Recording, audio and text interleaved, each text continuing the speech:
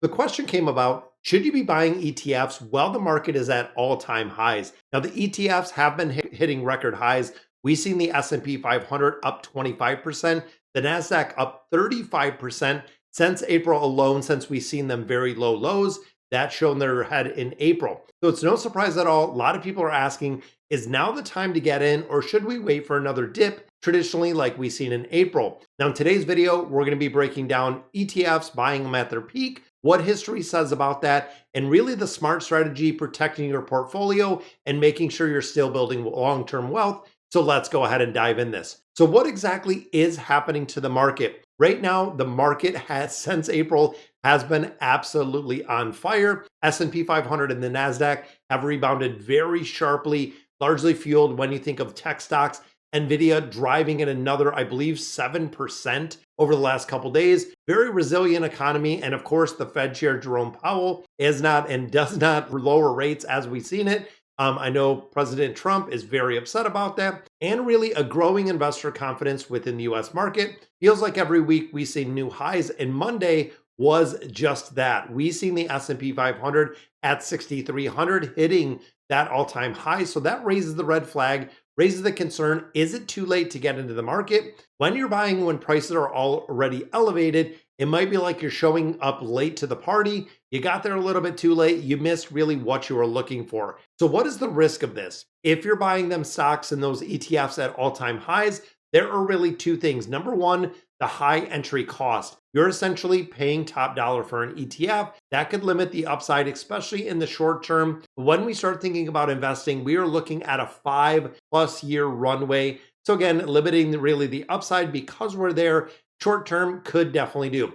And also the potential downturn. A lot of times when we see highs, if the market dips right after you buy, if we see a little bit of pullback or a little bit of investors that sell a little bit, take a little bit of profits, your portfolio could see a hit immediately, which again, the psychological factor of investing, you would see your account in the red. You would start seeing that value go down, thinking you made a huge mistake. Now, this is the same thing when we think of the housing market years ago, when they had peak price. When you look at long-term value, again, that 5+ year time frame, the near future could be a little bit bumpy. So what do investors do who still want to invest in this level? Historically, history tells us when you look at 2000, when you look at 2008, when you look at 2020, we have seen the ups and downs of the stock market. History has shown that long-term investors will always come out ahead, even if they buy at the very high market peaks. So think about some examples. Bought in 2000, which we know is the dot-com crash. If you held the S&P 500 staying invested, you'd be up today by not just a little bit, but a ton.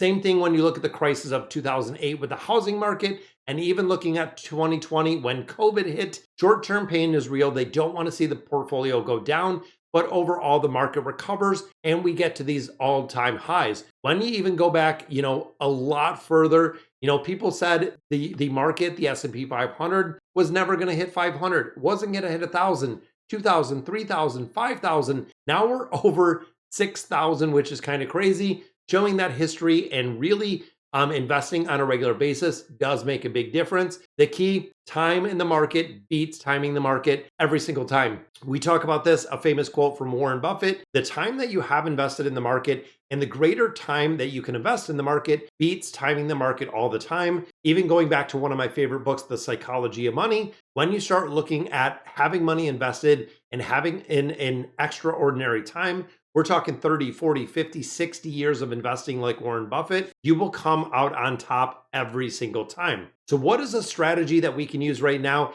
It is the strategy that I adopted. It is the strategy that I use forever. How can you invest smartly? It is dollar cost averaging. If you have money, instead of dumping it into a lump sum, invest smaller amounts regularly. This is the way that I do it. We invest every Monday. That way you're not emptying out. You smooth out and really kind of regulate your entry price. When it comes to dollar cost averaging, you set a certain amount, let's say $200 every week. You pick a certain day. I choose Monday morning. If you do a quick Google search, they say the best time to invest and the best day to invest is Monday morning. So that is what I choose. Now, of course, to also kind of go with the smart strategy, diversification. We are looking at not going in all in one sector or one stock or even one ETF. This is the reason we have the 3 ETF portfolio.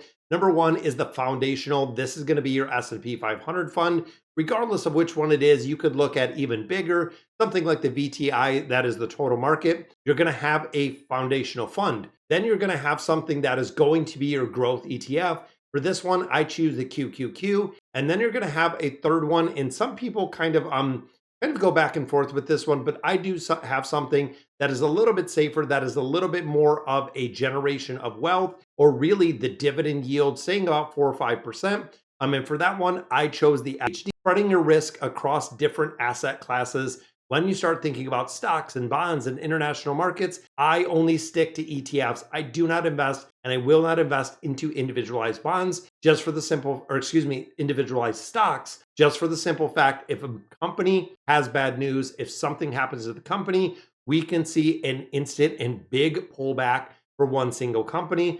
A lot of people are saying, if you invested in Nvidia, that might be one of the only companies that I would recommend holding, possibly, and even looking at the slow growth that we've seen from Apple and a couple other companies. Nvidia might be one that still does have a lot of runway, knowing that they provide the infrastructure and the backbone for artificial intelligence. And then, of course, the biggest one here, like we talked about, the long-term focus. Investing isn't about quick wins. It isn't about getting rich quick. You're thinking of years, not months. You're thinking of years, not weeks or days. ETFs like the Vanguard S&P 500, the total stock market ETF, will build and have built millionaires, and more millionaires than pretty much anything else. I know when they talk about people that come from nothing, that have no money like myself, and getting to that millionaire status, over 90% of millionaires are made by investing. Successful investing is more about the consistency than it is, like we talked about, with timing the market. So should you buy ETFs at all-time highs? If you have a very long-term mindset, it is okay to invest even now at all-time highs, but use your brain, make a plan, use the correct mindset, and making sure that and you're not going to let the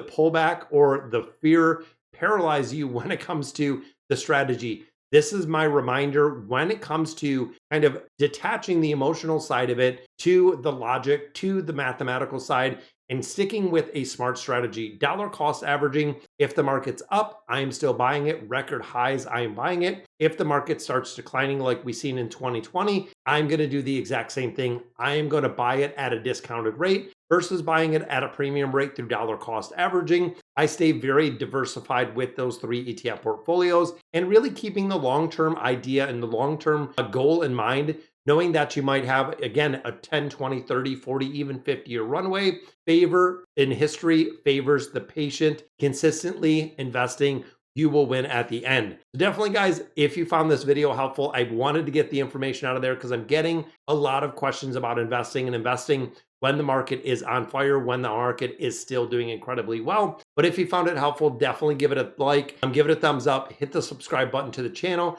so you can look for more straightforward investing advice that is coming. If you got questions about ETFs, how to invest, drop them in the comments. I would love to read them, give you some feedback. Until the next time, keep investing, stay patient, and make sure you got that mindset and you got that investment plan. And I'll catch you in the next video.